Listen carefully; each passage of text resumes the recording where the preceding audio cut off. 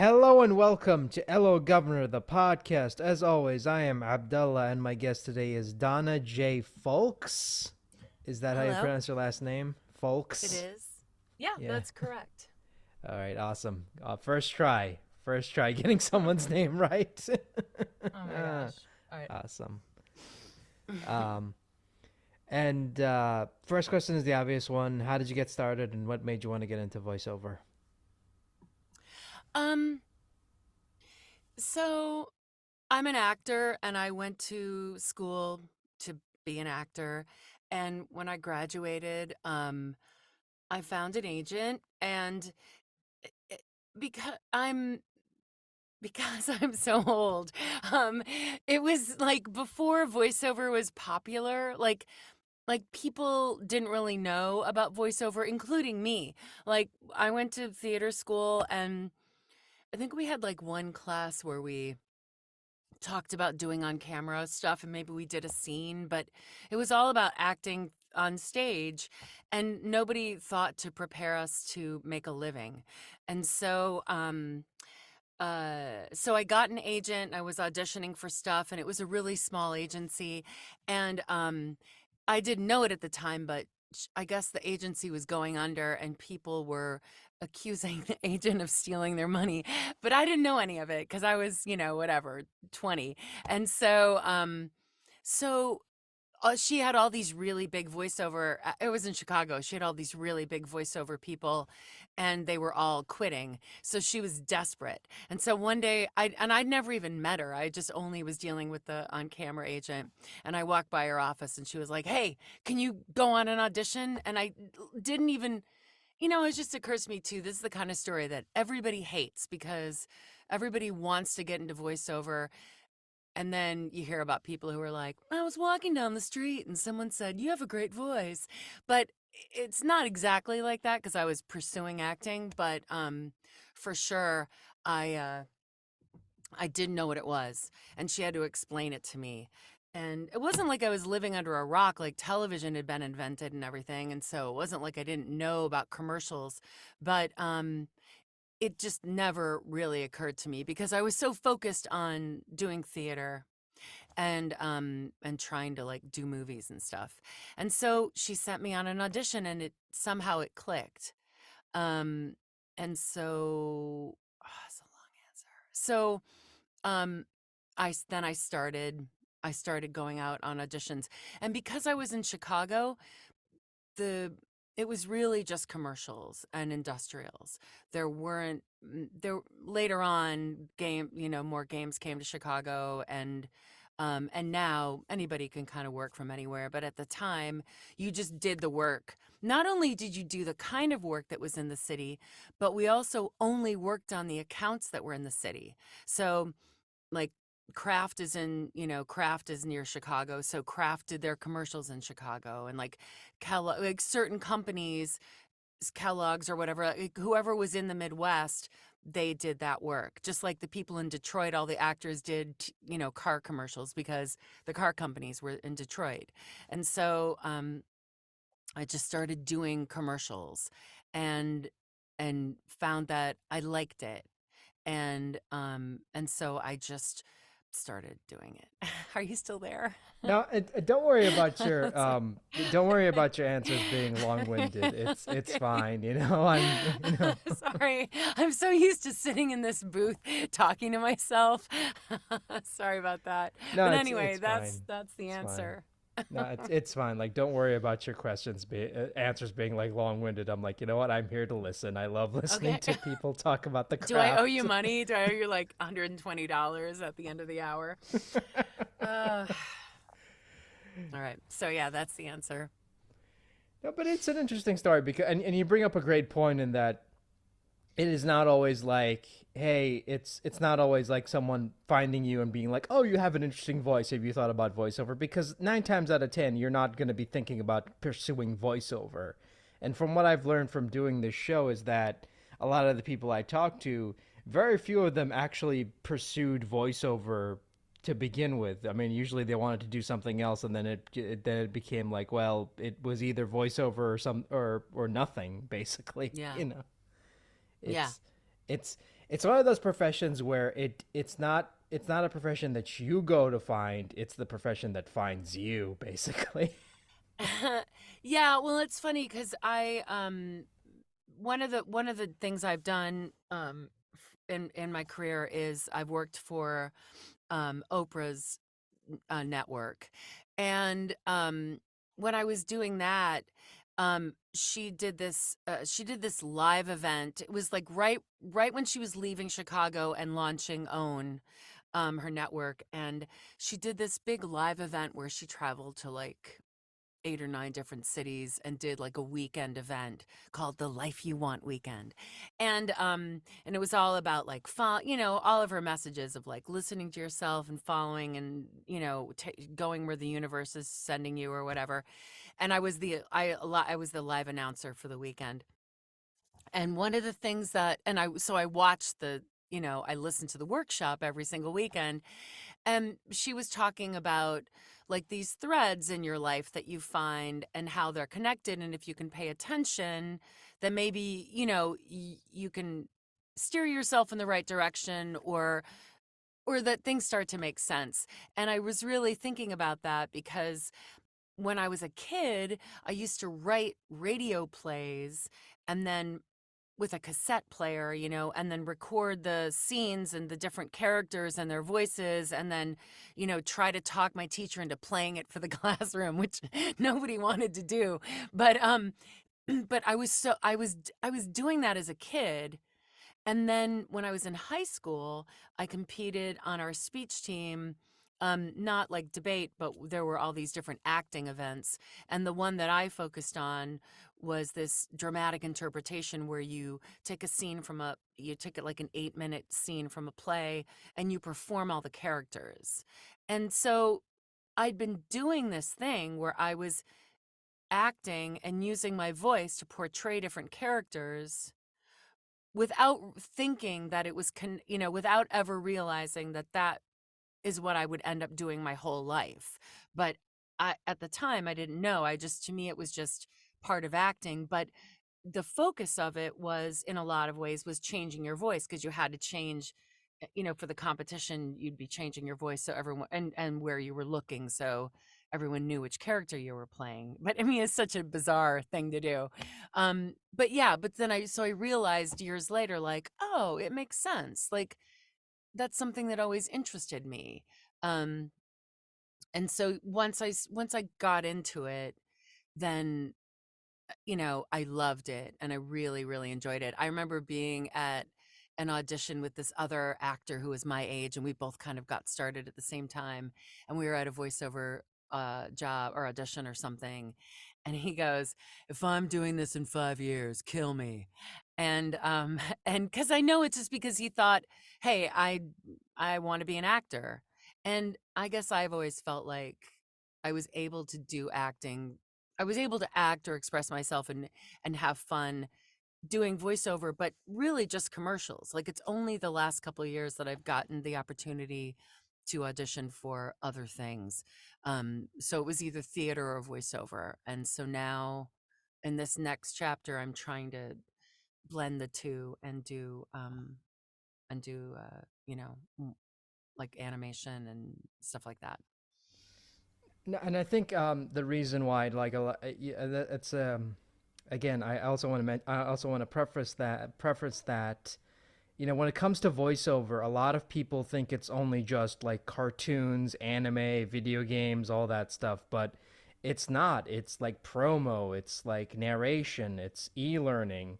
But because Hmm. that stuff isn't like widely talked about as all that other stuff, people just tend Hmm. to people who only do promo, people who only do narration or Hmm. e-learning aren't as Hmm. like highly sought after Hmm. when it comes to certain stuff. And I Hmm. think that's kind of interesting because because people have that misconception of like, oh, voiceover, it's like only cartoons, right? No, it's like this whole other beast that no one ever talks about, you know. Yeah. Yeah, which is really like what I've spent most of my career doing was has been commercials and industrial stuff and a lot of promo and and that work, it can still be really fun. It can still be really expressive and cool, and especially, like radio commercials are so fun. I mean, there was a time where there were tons of dialogue. Like, you would hear all these dialogue commercials or funny commercials, or there'd be running characters for certain companies, or I mean, the whole Bud Light's Real Men of Genius campaign, which was genius. I don't know if people know about that. I mean, it went on for years.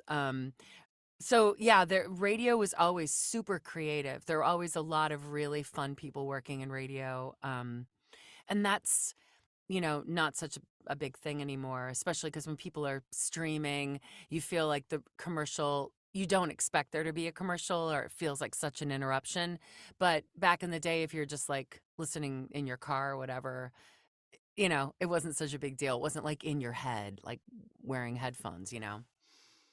Back then, people actually had to work hard when it came to the song transitions.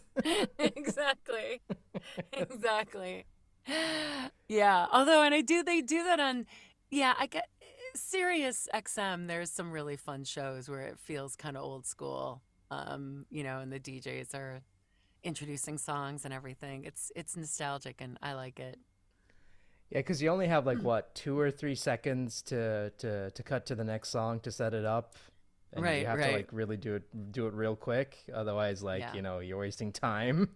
Mhm. It's always interesting whenever I listen to. I don't know if you do this as well, where you listen to, because sometimes like in term because sometimes I don't remember which show it was, but someone like archived a lot of old radio shows on YouTube, but they had to like because of copyright reasons, they had to like cut out a lot of the songs. So Mhm. it just feels weird listening to someone like set up a song and it only plays a little bit and then it cuts back to and that Yeah. was so and so with what have you. Yeah. Yeah. Yeah.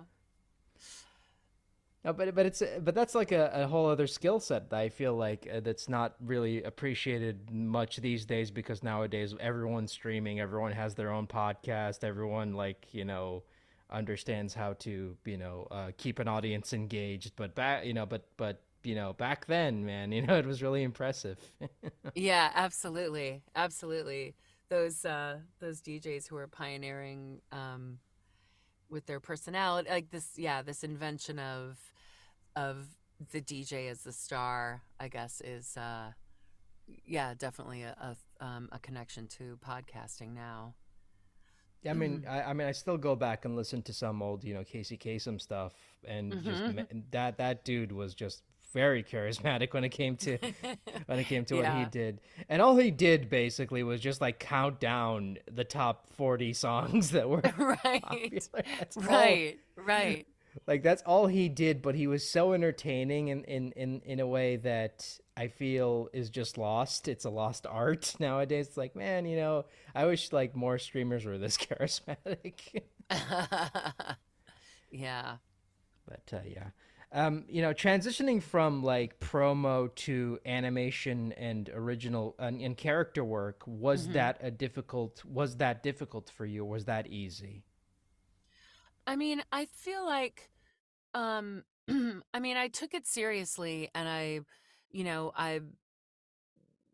whatever. I started taking classes and started cuz I think that um each it's just like it's the difference between doing theater and doing film or doing television or doing a sitcom versus like a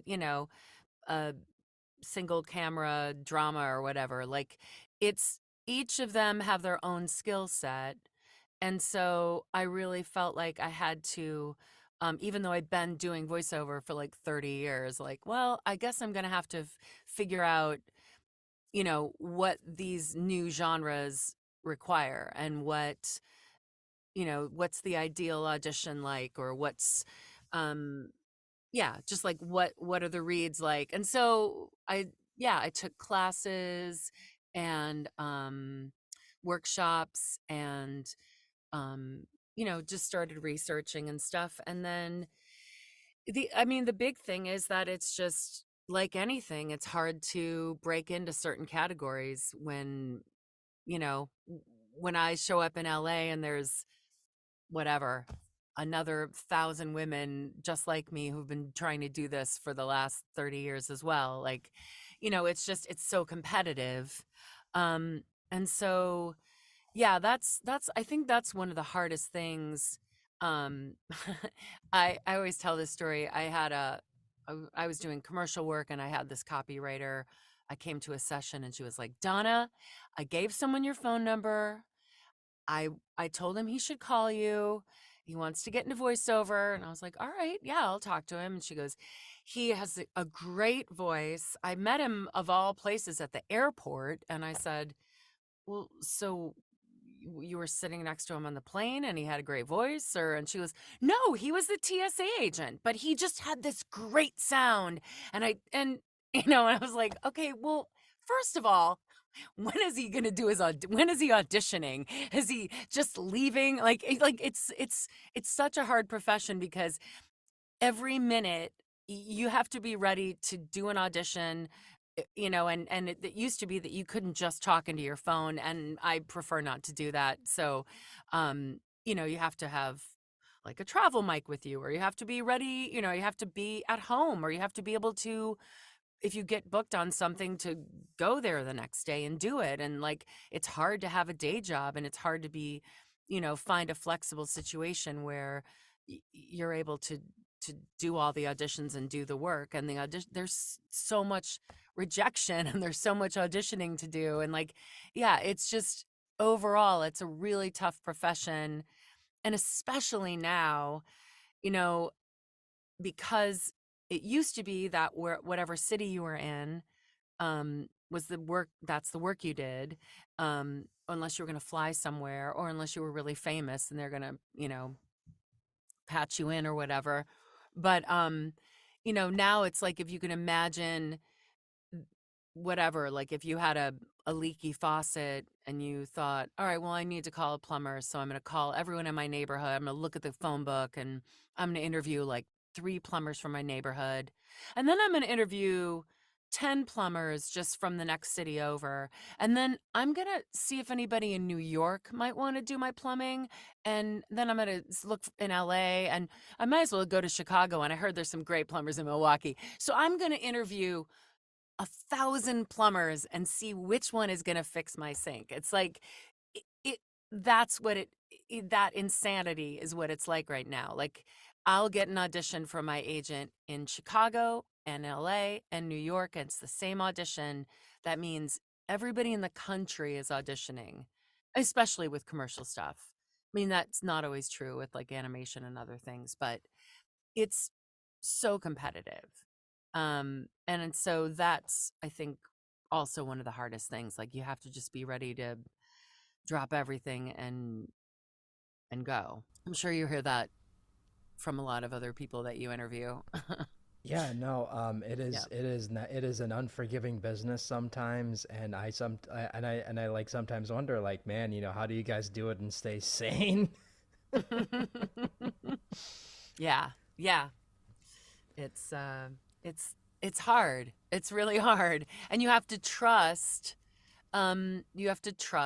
that you're turning in good auditions, because your agents are busy and they don't always have time to give you feedback. And you have to just you have to trust that you're turning in good work. And you you rarely find. Oh, when I was doing a play in New York, and I was auditioning there, and I walked in, and this was like, this was back in like 2010 or something like that, 2011.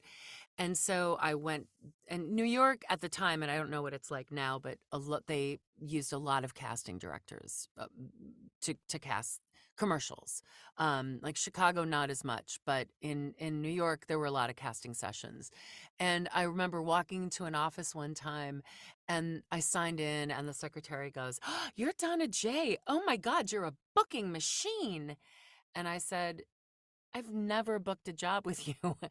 And she goes, "But you're always in the mix." And like that is like, if she hadn't told me that, I wouldn't have known it, you know? I mean, I hope I'm in the mix, but you have no idea, you know? And so um yeah, a lot of it is just practicing and feeling like you're on top of things and feeling like you're always doing your best.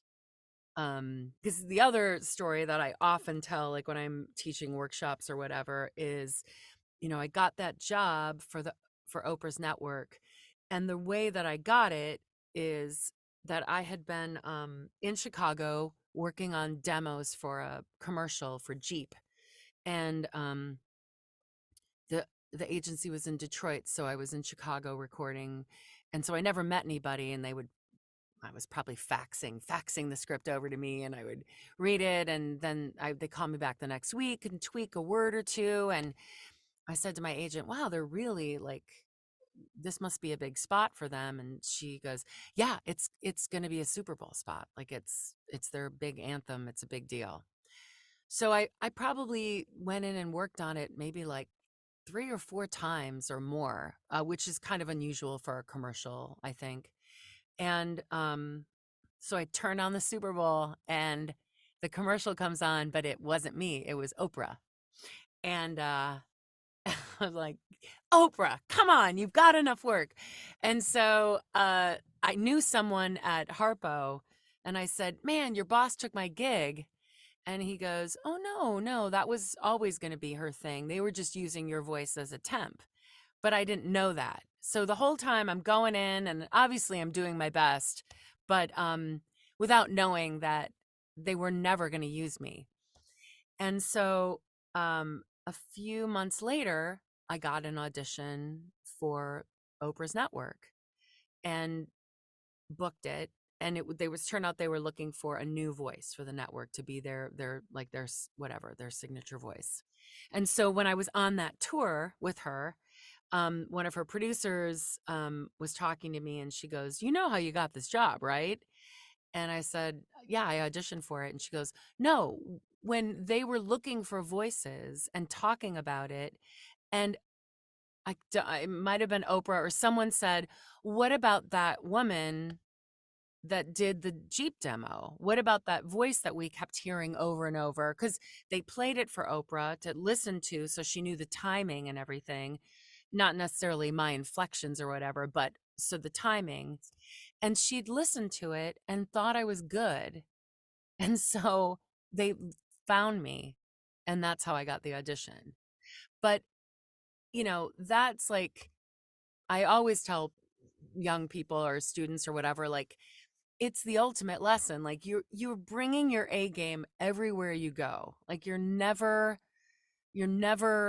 going, "Oh, this is not going to run," or "This is a demo, it doesn't matter," or whatever. You just always have to be performing at your top, the best you can, because you just don't know who's listening.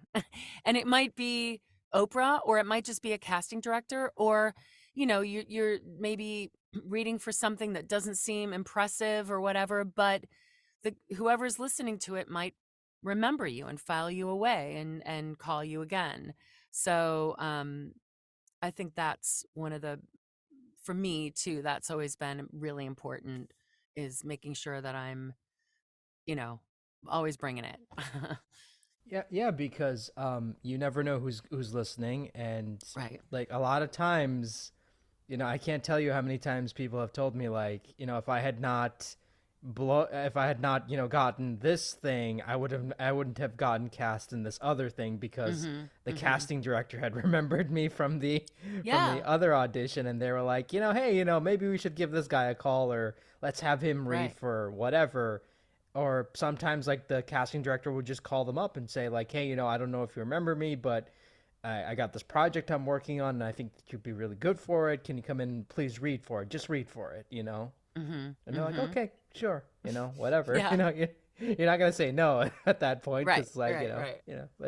but it is, but again, it's one of those things where you never know who's listening, and if you can just impress one person, I guarantee you, like that will lead to much bigger things down the line.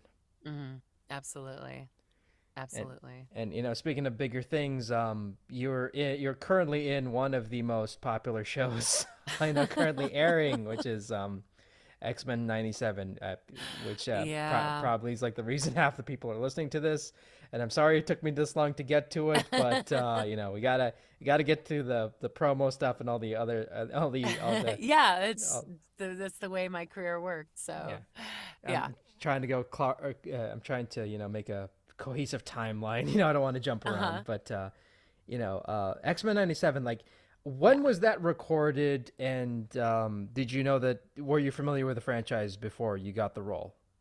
Um oh my gosh, I think that was recorded in I f- I think that I found out that I booked it in like the summer of 2019, I think.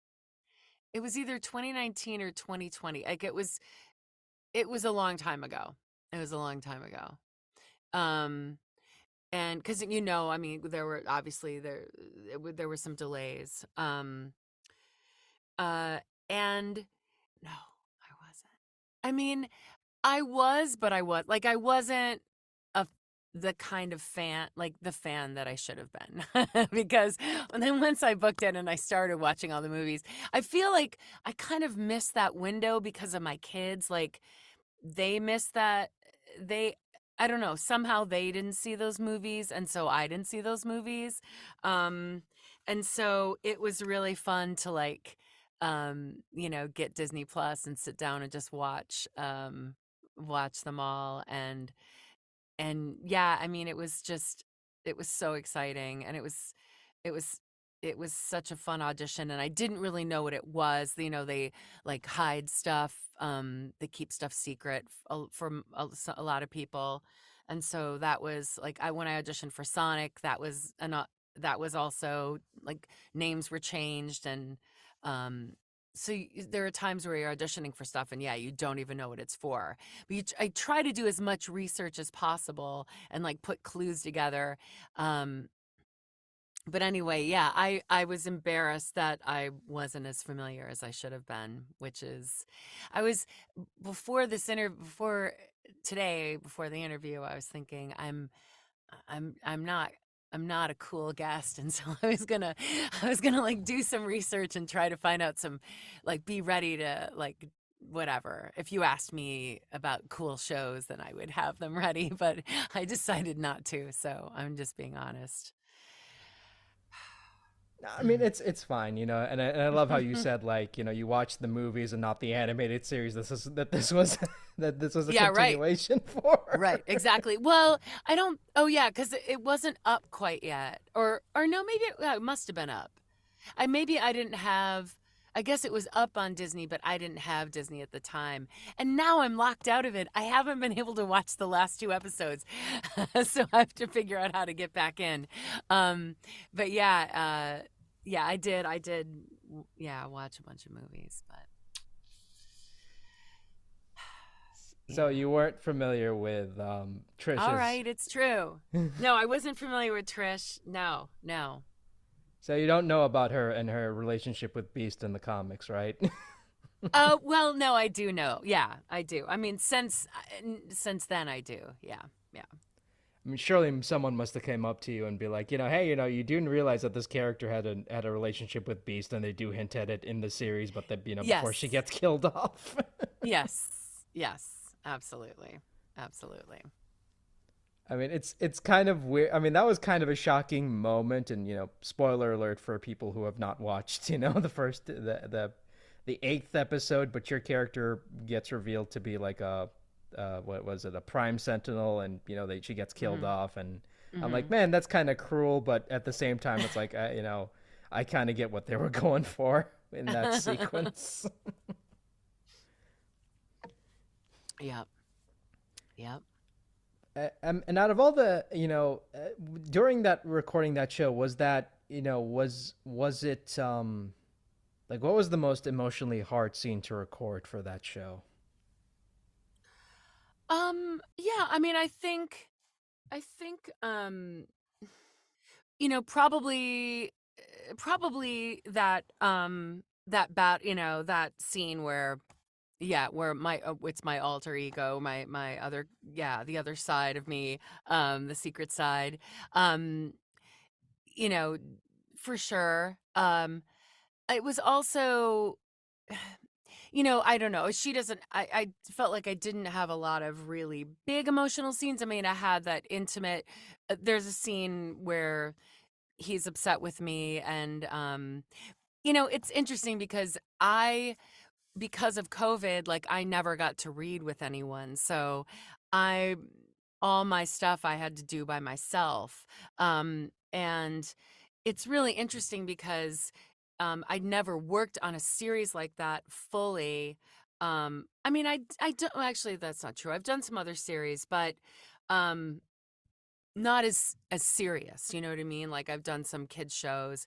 And so it was really interesting to do the original records and then you come back and excuse me, you come back after they've animated and now you're seeing the scenes and then there'll be pickups where they have changes or things that they didn't like, and it's just so that's to me is the challenging part is like um trying to get it right but then also having them come back and be like, "Oh, no, no, no, you're closer to the person you're talking to, so you have to be more quiet." Or, your character is actually crying at the or, more upset than you knew. Um, so that was really interesting, like, to see the process, and go back and make changes.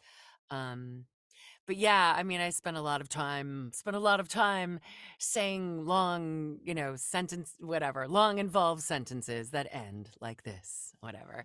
Um, I, I I keep getting cast as newscasters or DJs or whatever, maybe because of my commercial background. But yeah, it was a great character to play. It was really, really fun. I mean, just listening to you talk, it's like, yeah, she has that announcery voice. Yeah, sometimes people will be like, you seem really familiar." I'm like, "Yeah, because I've sold you a mattress, like, or because I told you about the JCPenney's 70% off sale or whatever." I've been yelling at everybody in America for the past 30 years. Seeing as you do a lot of promo, and I ask this of everyone who does promo, like, did you ever get sick of saying in these trying times during the COVID years? Yeah, right. There were so many commercials like during COVID that were just like these gentle commercials about family or whatever. Um But yeah, no, I never get tired. I never get tired of saying anything. Except exclusions. That's definitely my Achilles heel. And there was just whatever. It's just the way my mouth is. Exclusions, exclusions. And JC Penney, I was the voice of JC Penney for a long time and they had a no exclusion sale. And it was like, no exclusions, women's clothing, no exclusions. I had to say it over and over and over again. And then the legal disclaimer, I was like, some exclusions apply, see store, whatever. There were actually exclusions. But yeah, that's my worst word. And sometimes I'll get in my head about it. But other than that, I really have no complaints. That must have been a lot of fun, like trying to pronounce a word over and over again. And you're Oh like, God. I can just like, just give me a minute and I'll get it. Please. Yeah. Oh my gosh, those medical commercials where you're saying like all these technical terms. Um, I yeah, I had one. I had a session in Chicago for an industrial narration for this company that I feel like. I mean, it was so long ago. It was like 20 years ago, but I think they made pan poles. I don't know if that's a thing. For some reason, that's the phrase that comes to mind. And for years, the engineer from the studio would be like, "Remember that pan pole session?" Because it was the worst session of my life. But I was like 8 months pregnant, and I couldn't get a deep breath, and I was getting so upset, and all the words didn't make sense to me. They were all like these technical terms about metal poles and fittings, and I was just it was truly a low point for me. And every time I see this dude, he brings it up. But yeah, I mean, I've definitely had some bad sessions. Um, and they'll haunt you. They will absolutely haunt you. Back in the BlackBerry day, like if you texted on your BlackBerry, it made noise, it made clicking sounds. And I was in a session and I got a message from like my mom was babysitting the kids or something, and I texted back to her, and then the client, they were on the phone, and all of us that was silent. And she went, "Are you texting?" And I was like, just she was so offended, and I don't think I ever worked for them again. And it's so funny because now it's like I think everyone's texting during their sessions. Like the writer, maybe the engineer is the only one not texting, but everybody's everybody's looking at their phones all the time. So anyway, but that's another. I'm just gonna tell you all my regrets. Not knowing about X-Men, um, the pan pull session, the texting. I'm sure I'll think of something else. No, it's fine. It's good to have regrets. Otherwise, like there's not, otherwise, like how do you improve as a person if you don't have regrets? Is my, Yeah, I think that's a great way to look at it. Another thing you're known for is voicing Longclaw in the Sonic movies. Like, how did that whole thing Yeah. come about? Oh my gosh, so magic. And it was like and it's interesting because that I think they had cast someone else in that first round when they, they had that first animation that was rejected by the fans. And I do believe that it was really a lot of things were finished. And I think they had another actress playing Longclaw, and she may have just been a little like a slightly not even older sounding, but like maybe just a more proper or more regal. And somehow in the reimagining of the animation, they just decided that they wanted to change her voice, and they wanted Longclaw to be more like a mom, and a little more natural sounding or whatever. And so yeah, I got that audition, and it was yeah, it was so exciting. It was such a thrill, and the sessions were so fun, and like that was really like one of my first big jobs when I moved here. And yeah, it was great. It was really great. And it was like one of the last movies that got released in a theater before everything shut down. Yeah. Yeah. Oh yeah. Yeah, absolutely. And then the other, yeah, and then yeah, it was, and then the other one was great. I mean, it was just, but still, also still during COVID. So, I'm like sitting in the lobby with my mask, and Ben Schwartz comes out, and we look at each other through our masks, and he's like, "Are you Longclaw?" I'm like, "Yeah." And he's like, "You're really good." I go, "Yeah, so are you." And that was it. Like, it's um that's been a little disappointing, because like the golden age of animation, right, where everyone's like in the room together and they're all having a blast. I um there's another really great voice actress that I admire, and um a friend of mine said, "Oh, I bumped into her and I mentioned your name, and she said she'd never heard of you." And I was like, "I'm on 2 shows with her." But she's never heard of me because we've never been in the same building, everything, or not everything. I mean, obviously things are happening now and people are going back into studios, but um for a while, um I was just at home doing stuff. Yeah, because what do you call it? Because it's a feature, like they usually get people to come in like to record separately because it's a feature film, and so it's not so they can't do the ensemble thing, which I think Mm. is kind of disappointing because like what if you have like two characters together and they're talking to each other in a scene, why not try to get the actors together to record that Yeah. scene? I don't know. Yeah. Well, when I did that show called Sharkdog, and we did it on Zoom, and so we were actually um, we were actually reading together and doing scenes together, which was really great. That was really, really fun.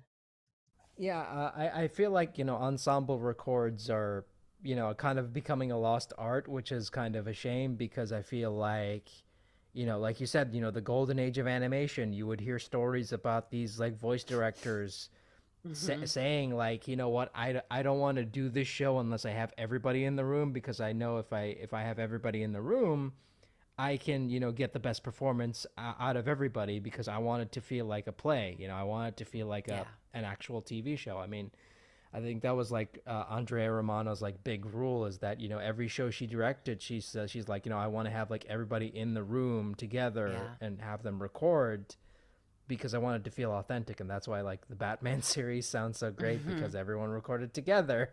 Mm. Hmm. Hmm. And nowadays Yeah. that's just so rare. Nowadays it's like either like some of the cast record ensemble or someone just comes in and records their line separately and then so Yeah. on forth. Yeah. Yeah, my husband's a musician, and he plays like country and bluegrass and folk, and I know, I mean, he up until the pandemic always recorded together, which is super rare. Like usually people are, d- p- recording separate tracks and putting things together, but yeah, I know from his, watching him too, that when everyone's together, obviously better things happen. Um, and that just that you're able to react appropriately to, well, I mean, and I guess that's where a really great voice director comes in, where if you're not, they'll read with you and give you what you need to deliver the scenes. I mean, I feel like I've never had a situation where I was felt like I couldn't do my work because the other actor wasn't there. That the directors have always just been so great. I mean, especially during the pandemic era where everyone had to record from home, I feel Hmm. like the industry had to quickly learn how to adapt to recording not only from home but also like recording like people either separately or ensemble via Zoom.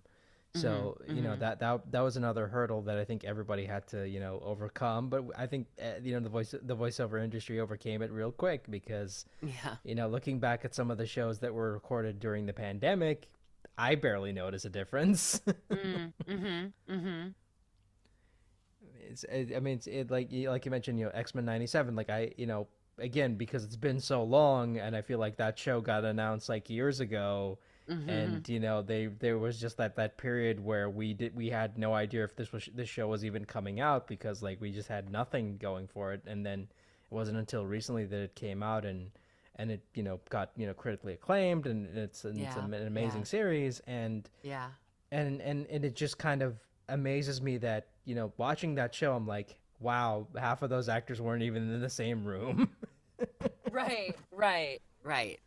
But yeah, I mean that's the thing too, is I think a lot of voice actors are just you're just used to it because that's how you audition, and and often that's how you have to work. Or if you're going back in to do ADR, if you're going back in to fix things, like there's there are many situations where you're just on your own.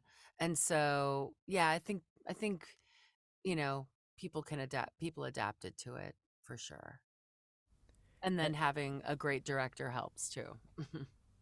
And you also did Bee and Puppycat, and was Oh, that yeah. was was that recorded ensemble or was that a No, solo no, I session. was, yeah, I was by myself for that. And that was another thing too, where, there was another actress who couldn't continue doing the series. And so, I actually just I went back in and did some episodes, the newer episodes, and then when Netflix picked it up, they had me come back and redo her episode, because they're going to air like a whole, all new versions. Um, but boy, that was so fun. That was, I think that is the first job that I booked when I got here. And, um, I'm looking at my little stuffed puppy cat right now. Um, and it was so much like it was like a dream. Like it was exactly what you know, like my that playing that character Doublemouth and with that crazy accent. And then there was a point where, Puppy Cat, I can't remember if he grabs my tongue but stabs it. And so, the director's like, all right, can you sound like your tongue is being stabbed, and then can you sound like blood is coming out of your mouth? I was like, yes, yes. That's, yeah, that's my dream question, is can you do that?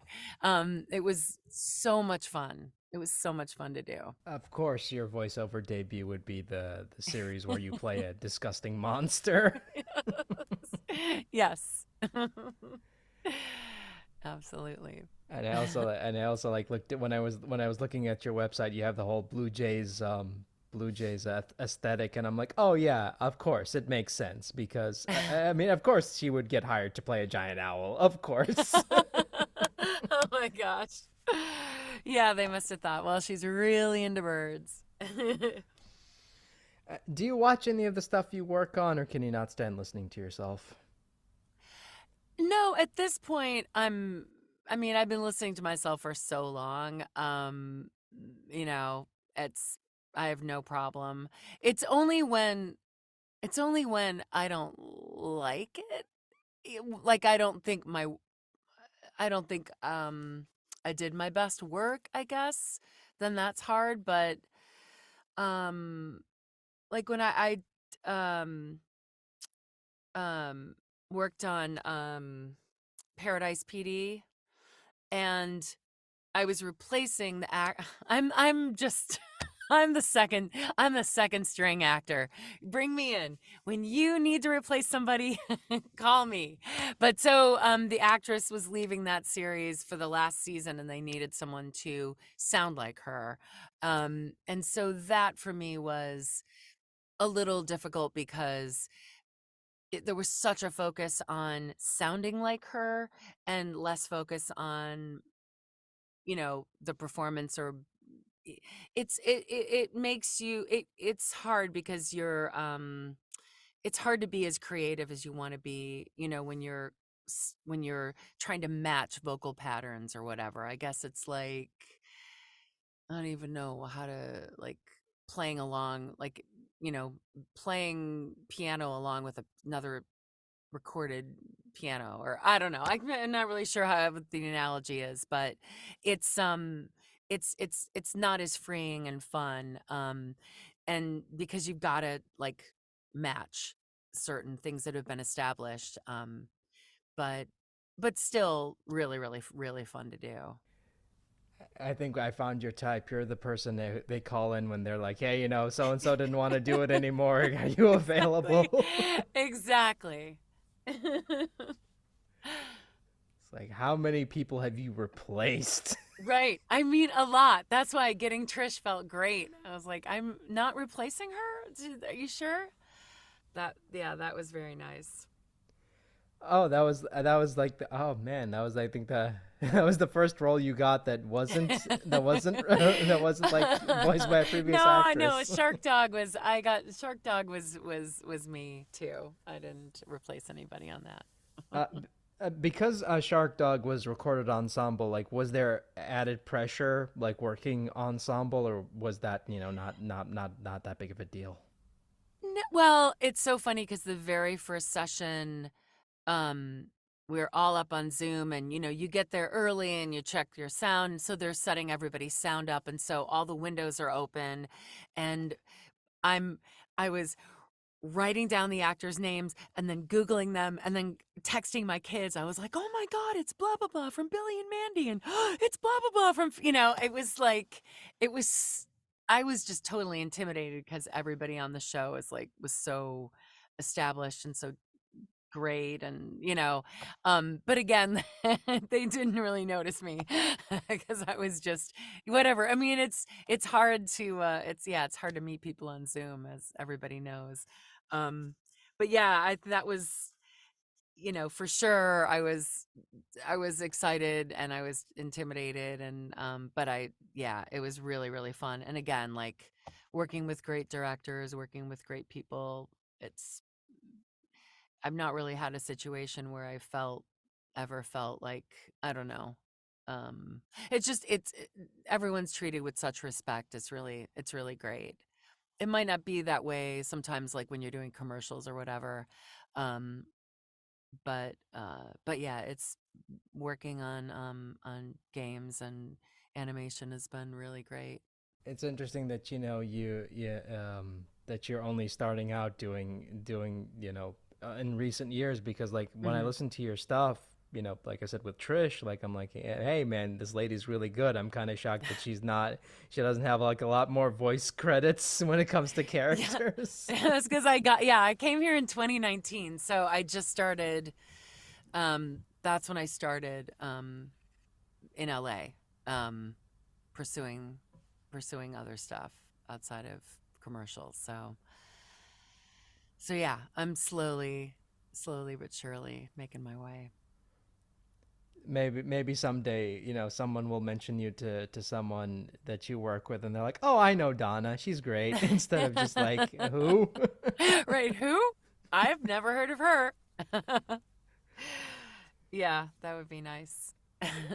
That's kind of sad where you work with someone, and you have a good time and you hope that you made a good impression on them, and Well, then no, it's we like never we never had a scene we never worked together. Like we never had a scene together or anything. Um yeah, for sure.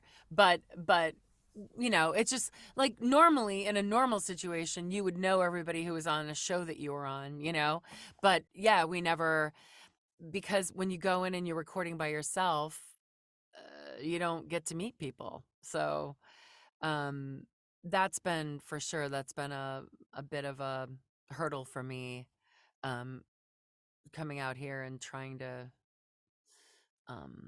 just trying to get work and trying to meet people. And part of it is, yeah, being a face. Like in Chicago, I could bump into someone on the street and they'd be like, oh, Donna, I haven't seen you in a while. I'm going to bring you in next week to do whatever. Like, in a smaller city. And also when you're out and about meeting people, it helps you work. So, that's definitely been a struggle, but things are starting to change, I think. I mean, you're starting to build up a quite impressive resume, just being on all these Thank shows you. in a short amount of time. I mean, 2019 was like 5 years ago, and I feel like it's a pretty impressive resume to be on, to be Oh, in like thanks. two feature films and a critically acclaimed series. So there you go. Thanks. Thank you. And I say it's impressive because getting into character work is hard, because people, you're constantly auditioning against like 500 other people, and you don't know if they're even going to listen to what you send Right. in sometimes. Right. But Right. the people who make it into animation are there because they're good. They're the cream of the crop. And I feel like, if you're on that level, and you hold your own with all these greats, then you're like, yeah, I deserve to be here. I've earned my seat at the table. Mhm. Mhm. It's Well, it's a yeah, that's it's a what I'm constant aiming for. it's a constant grind, but somebody's got to Yeah. do it. uh So what makes you so interested in voice acting? I don't know. I just find it interesting, like that people get hired to bring to life these things that we as human beings cannot dare to dream. You know? That can, yeah. I don't know. I mean, I just find it fascinating. I mean, it's like you get paid to do dog noises for a living. I mean, come on. Like how does that conversation go when you're talking to people? It's like, oh, what do you do? Oh, I do dog voices for a living. It's like, come on, you know. Yeah, yeah. And and as someone who is very socially awkward and does not like to be seen all that much, it's like, yeah, I can relate to voice actors who just like want to work in a profession that they don't want to be seen. Yeah, I mean, it's true. Like, I'll do a Zoom session and then, when it's time to work, I'm like, I'm turning my camera off. You guys, there were once my husband came to a session once back in Chicago, and we were walking out, and he goes, "You look insane when you're working." You know that? I'm like, "Yeah, I guess so." Like because I gesture a lot, and if I'm in commercially, like if I have to do something where you gotta say a lot of words really quickly in a row, I'll often use my arm to kind of gesture forward, like I'm like a rocket ship going up to try to finish it. And I find it really helpful to move around when I'm working. And so yeah, I will turn the camera off for sure. Oh, I love seeing footage of voice actors go full method when they're like recording lines. I don't know. Yeah. I think it was for Last of Us Part Two. Kari Mm. Walgren uploaded like a Oh, video, Kari. uploaded a video where her character gets killed off and she has to like gargle blood, and she's like just takes a bottle of water and starts like gargling it and Yeah. uh, acting like she's choking on blood. And I remember like she put when she posted that, and she posted that video up, and I'm like. And I think she said like, now you know the context for this like weird clip that I uploaded years ago. It was good. Oh, she's the best. Yeah, She's she's great. great. She's great. Yeah, very talented. But I mean Hmm. that's what's so fascinating. Like looking at stuff like that and being like, how do people get paid to do that? Just like it's just it's like, oh, you're playing this horrible monster. Can you act like you're getting stabbed in the throat or whatever? It's like, okay. Yeah. Yep. Let's go. And a normal person might look at that request and be like, "Are you're crazy?" But like voice actors are like, "Yeah, yeah, what part of the throat did he stab me in?" Because it's different sounds. Yeah, exactly. Exactly. Or the other day I was doing a commercial, and the engineer was like, they're like, "How's the time on this?" And he was like, "It's pretty close. You've got a second to play with." And I just thought, "Oh my God, what a ridiculous phrase." Like, I guess within the context of a 30-second commercial, a second is a lot. But in for most people, a second is nothing. He was like, "No, you've got like a second." Yeah, it's definitely it's a very weird profession. And you're like, hey, I stumbled into this, so but I might as well make the most of it. Yeah, totally. Absolutely. And I also want to ask, like, what was the weirdest direction you've ever been given? Oh my God, my very favorite. I worked with this really funny, really smart writer at Saatchi, and it was on the J.C. Penney campaign, and he would I think it was one like a Christmas campaign, and he was like, "Try it one more time. This time, you're wearing a Christmas sweater. You're on a Vespa." Like he would give me these hilarious. He'd be like, "You're eating a salad. You're in France," or like whatever. He would give me the funniest scenarios, and they were always so fun to do. Um, but then, um, oh, I don't know. I've had some people say things to me that I'm not going to repeat because they were ridiculous. But yeah, I would say the Adams, yeah, the Vespa thing comes out. I always think of that. Um, oh, or actually, too recently, I was doing stuff for Olive Garden, and I was working with this woman, and she, hopefully I can say this, but it was Olive Garden's never ending salad bowl or whatever, never ending pasta bowl is back. And she was like, I can't remember, I wasn't saying it with enough attitude. And she goes, I want it to sound like it's back, bitches. And she goes, say that before you do the line. I was like, all right.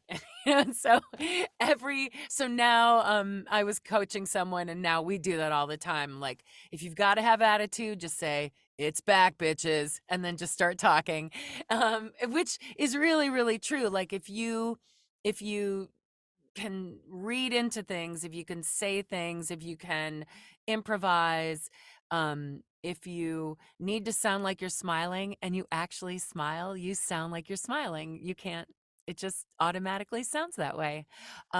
So like all these different things that you can do, um, physically or just, through your voice or through your whatever whatever person you're picturing or whatever.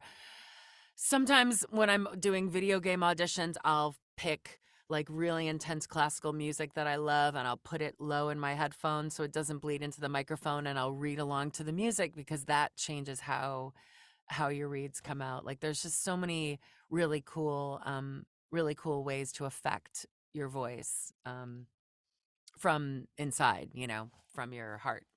I'm just like laughing at the thought of someone at someone who worked on the Sonic movie doing like an actual promo for Olive Garden. Yep.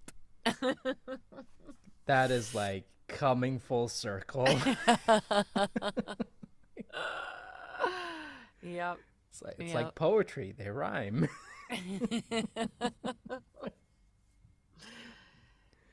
But no, I mean that's a good way to look at it. Just like being motivated and just like having a. I can't tell you like how many times an actor like whenever they get into a role they have this like one inappropriate phrase that they constantly say to get into a character, and I'm like yes. Yeah. Yeah, that was interesting. I worked with Kari on Sharkdog, and she played my son, and it was really interesting um to watch her or listen to her work, and just would would listen to her audition and have them play a little snippet of it and then imitate it and imitate and like rev herself up for her take, and then by the time she got to the take it was that crazy high pitched voice that she had established. I mean, she's, like I said, I'm a big fan. I think she's amazing. um but yeah, it's definitely watching other people work is that's why I love going to workshops. I love going to workshops because you're in a group of 10 people and you're going to work for like 4 minutes or something in the workshop, but watching everybody else is almost as helpful as doing it yourself. Yeah, I mean, even like the most talented actors or the people who've been working for, gosh, how many goodness knows how many years, Hmm. still do workshops because they're like, hey, there's still stuff I want to learn, and Oh yeah, there's no totally. shame in it. No, no, it's really smart. It's really smart. And I think, I mean, I definitely had a moment where I was like, my ego, I was like, I'm not gonna, I teach workshops. I don't take them. But when I got out here and I was like, all right, I need to figure out how to do this work. And even now, like taking a class with a casting director and getting their input, like again, like it's so rare that you get feedback other than being told you booked something, that it makes sense to try to get as much as you can, I think. Oh yeah, you definitely need feedback, especially nowadays, because like you said, when it comes to auditions and stuff like that, the only thing you get is like, oh, you booked, congratulations, you booked a thing. It's like, Right, yeah, right. but what did they like about it? You know? Yeah, yeah. It's like, but why did they pick me? What specifically did they want from me? Or, is there something I can improve on? Oh, they'll just tell you that while you're doing the session. It's fine. Yeah, I mean, sometimes people will play your audition and reference that for you because they really want it to sound the same, um, or sometimes they'll reference like, "Hey, I listened to your demo and I like the second and the third reads. I want you to do that." That's why I think it's really helpful to, make sure you have a website and you make sure that you have samples up. And like when I moved out here, I didn't have any animation experience. So I made a demo. I I looked at characters that I thought were my age and were appropriate, or did accents that I thought I would be good, and I just found copy. I pulled it out of books, or some live action shows like a sitcom or whatever. I would write down the dialogue and perform it, and yeah, I just made up my own demo until I had enough work to fill it. And that's another thing that's another great point you put you mentioned is that it's important to also make sure that you have a demo for everything, like commercial, animation, video games, whatever, because Right. because you need something for people to listen to when they're browsing your website, because they need to know, like, oh, are you can you do commercial, because a commercial read is much more different than an animation read. So Right. they need samples of, okay, what can you do when it comes to commercial reads versus animation or whatever. Right. And meanwhile, I've like this goes in my regret file. I don't have a game demo right now, which I'm working on it. I don't have enough like juicy work that I've done. I've done small things, and so I'm just kind of recording my own with copy that I'm pulling. But so I'm not even taking my own advice. But if you do want to hear advice, I would say for sure, yeah, like and you don't have to spend like $5,000 to have someone produce your demo. You can, you know, as long as there's a good microphone around, you can make up your own copy um and show off your voices, and you don't have to have it be a big fancy thing. So I Al- think so anyway. Although it helps to have someone edit it, or have someone listen to it and give you feedback, Yeah, absolutely. because I cannot tell you how many times I've talked to people who almost like killed their careers by almost submitting a bad demo. Oh, wow. Wow. Yeah, for sure. Yeah, you want to get, whether it's you already have an agent or you're trying to get one, you definitely want advice for sure.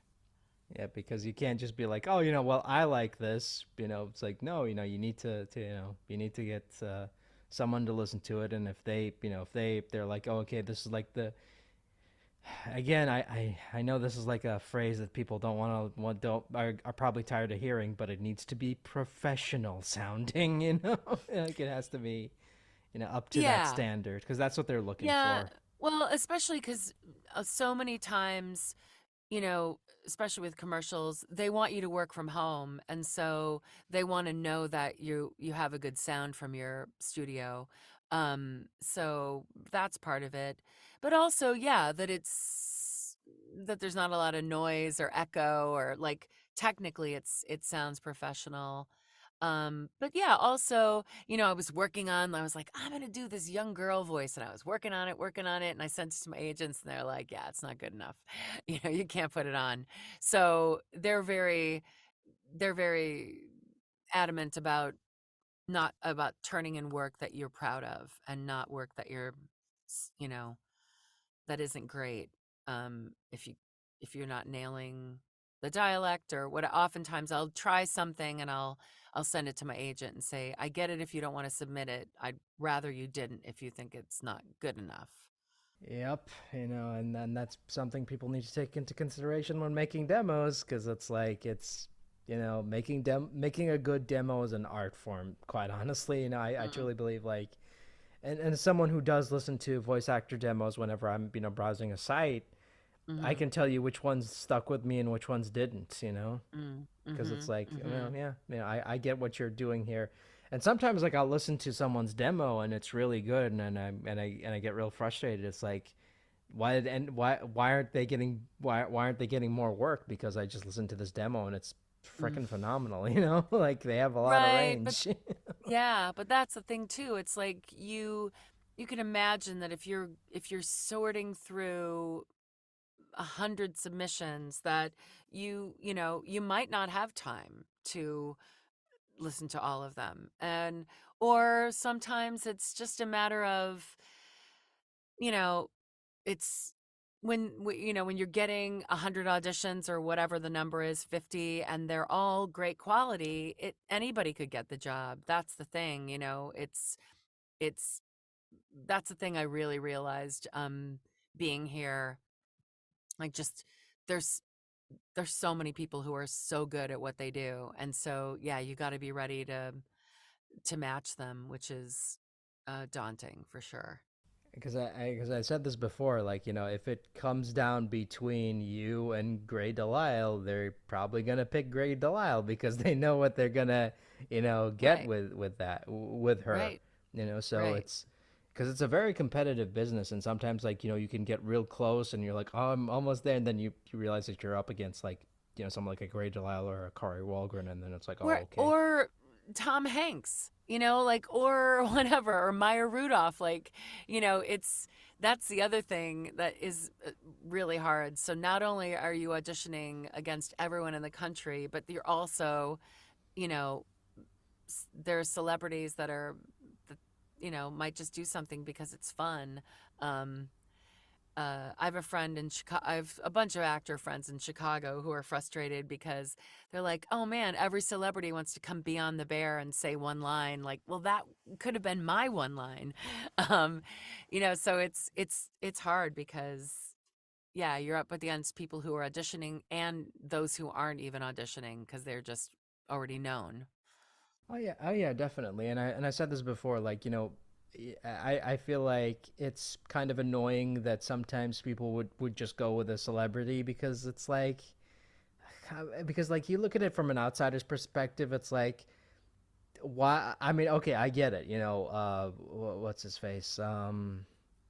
Brian Cox is a Hmm. phenomenal actor, Hmm. but did we really need him to do promo for McDonald's? Like I don't feel like the Right. average person is going to listen to those promos and be like, "Oh, I want to get McDonald's because Brian Cox does the promos." It's like no one Right. cares. Now, maybe, yeah, maybe if he was selling, Mercedes, or if the commercial it was has some acting element to it, then for sure, um, he might it might make more sense, I guess.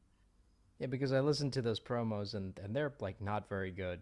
I'm sorry, because it's just like just the generic celebrity read, and it's like if that's Yeah. the read, if that's the read you were going for, you could have just paid anybody to do it, But it's like, Right, but then they don't get to work with them. yeah, but I mean, but then it's like it's one of those things where it's like we wanted a celebrity because more people would notice it, but then Hmm. 9 times out of 10, it's like, but it's just their voice, like they're not gonna Right, like, right, right. I mean, certain people, like, you hear them and you know who it is, but not everybody's like that. yeah. especially with Brian Cox, who's a Scottish actor, and you're telling him to do a promo in an American accent. Okay, that makes a lot of sense. Oh. Yeah, I mean, just one of these days, I want to like get into an executive's mind and just like be a fly on the wall and just see like what leads to these decisions because they do not make sense from an outsider's perspective. Like truly, they do not. Yeah, well, it's a nutty profession, so it's hard to not much of it makes sense.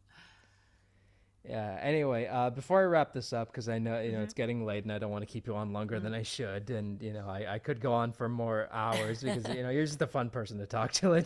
Oh, thanks. Well, clearly I can talk for hours, so. But I gotta be somewhere. But before I wrap this up, can you give us an Hmm. update on what you're currently working on and where can people find you online?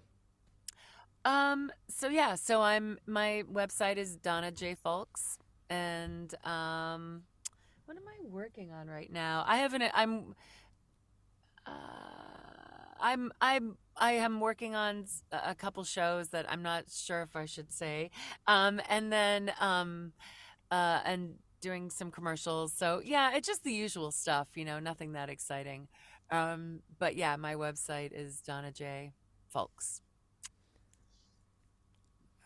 Thank you so But much for. someday when I have something really cool happening, I'll tell you. Oh, thanks for all the X-Men fans listening to this are being like, all right, what do you mean X-Men's not cool? No, I mean this, as opposed to not doing it. Whatever is happening right now. When there's something really exciting, I'll tell you. Yeah, but yeah, thank you so much for taking the time out to do this. This has been a lovely conversation, and if you ever want to come back, you know where to find me. All right, thank you so much. Thanks for inviting me. It was a pleasure. All right, take care. Bye bye. All right, bye.